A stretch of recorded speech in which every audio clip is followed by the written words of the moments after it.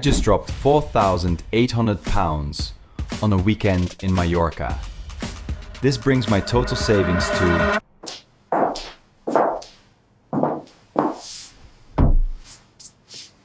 I'm 31, senior software engineer at a big tech company, renting a one-bed in Islington, Zone 2, and yes, £300,000 is the number on the offer letter.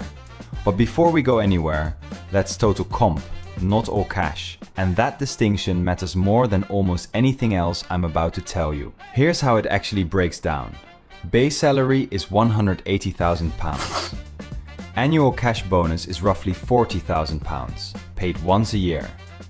Then there's RSU vesting, stock that releases quarterly, worth about £80,000 a year on paper. Side income, basically zero. I tried building a side project once. I do not do that anymore. On paper, £300,000. In my bank account every month, very different story. So the base alone, before anything touches it, is about £15,000 a month gross. Sounds clean. Then HMRC arrives.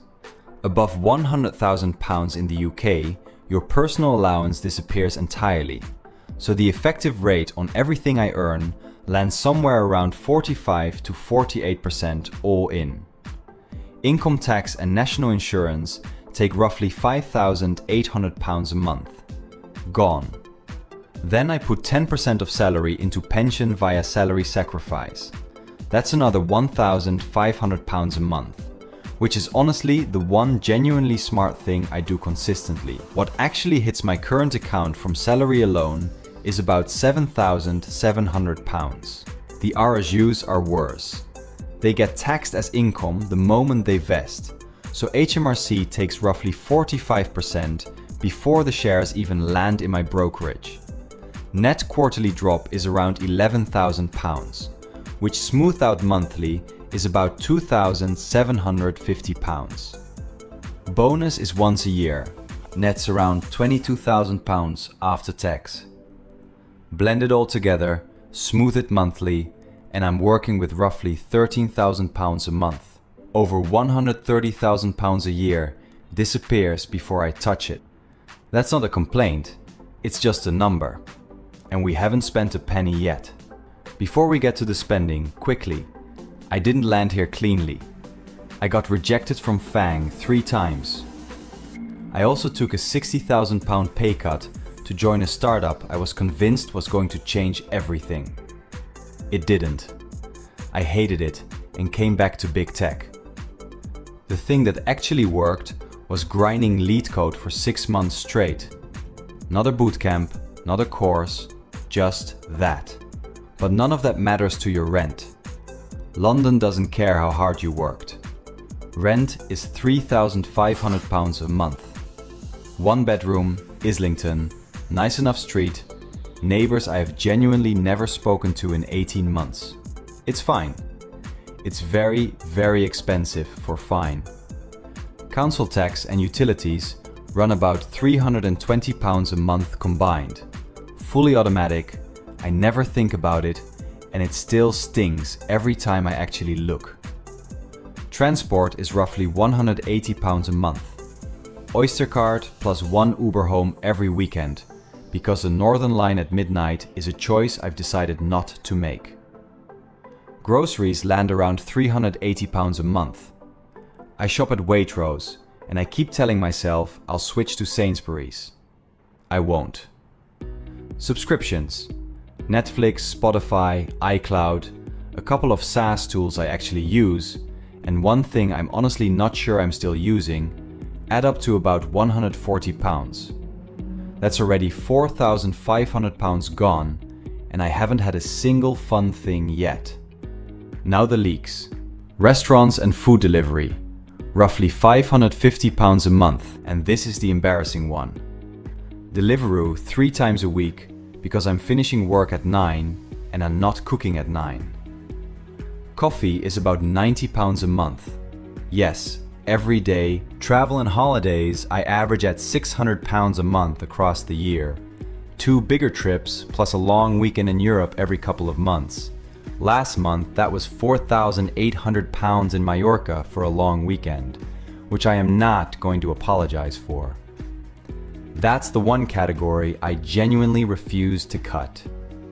Shopping and clothes comes to roughly 280 pounds. I'm not a fashion person. I don't know how this keeps happening. And then hobbies, which brings us to the thing people always message me about. I pay for a regular gym at 45 pounds a month, a climbing gym at 85 pounds, and a golf range pass at 90 pounds. Yes, that's 3 separate fitness things. Yes, I use all of them. Mostly. That's 220 pounds a month in active leisure, and I'm not going to justify it further. The rent versus buy debate is the other one. I'm paying 3,500 pounds a month to rent while carrying the permanent, low-level headache of what a London mortgage on a comparable flat would actually look like. People in the comments will have opinions. They always do. Total monthly spend lands around 6,260 pounds. Here's what my day actually looks like, because numbers without texture aren't honest. I grab a Pret coffee walking to Highbury and Islington Station every morning. It's a ritual at this point. Lunch is almost always at my desk. Deliveroo, occasionally Exmouth Market if the sun shows up. Evenings, climbing twice a week, pub with work people on Thursdays, attempting to cook on Sundays with genuinely mixed results. Social dinners here are 80 pounds to 120 pounds a head. Not because I'm showing off, just because that's where people go in this city. And after all of that, rent, food, travel, the 3 gyms, here's what's actually left. Around 5,500 pounds to 6,000 pounds a month goes towards saving and investing. ISA is maxed at 20,000 pounds a year. Pension gets the salary sacrifice contributions. Everything else goes into S&P 500 index funds. RSU net proceeds land straight in the brokerage. I don't pick individual stocks. I got burnt once on that. Once was enough, which sounds like a lot. Until I tell you what's missing from that list. Here's what I actually have right now. ISA around 85,000 pounds. Pension combined sitting at about 62,000 pounds. Taxable brokerage, mostly from vested RSUs, at roughly 110,000 pounds. Cash savings, about 28,000 pounds. Total net worth, somewhere around 285,000 pounds. No property, 0. Everyone my age in London either has family help or has a property. I have neither. And I'll be honest, 2 years ago I sold RSUs too early and held too much cash when I should have just left it in the market. That decision probably cost me 30,000 pounds in growth. I think about it more than I should. 300,000 pounds sounds like you've made it. Some days it genuinely feels that way. Most days it just feels like a faster treadmill. And here's the real answer to whether this income is worth it in London. Gross 300,000 pounds, net roughly 13,000 pounds a month. After living here like a normal adult, saving and investing about 5,500 pounds to 6,000 pounds. That's roughly 40 pence saved for every pound earned. I'm not complaining, but I'm also not buying a boat.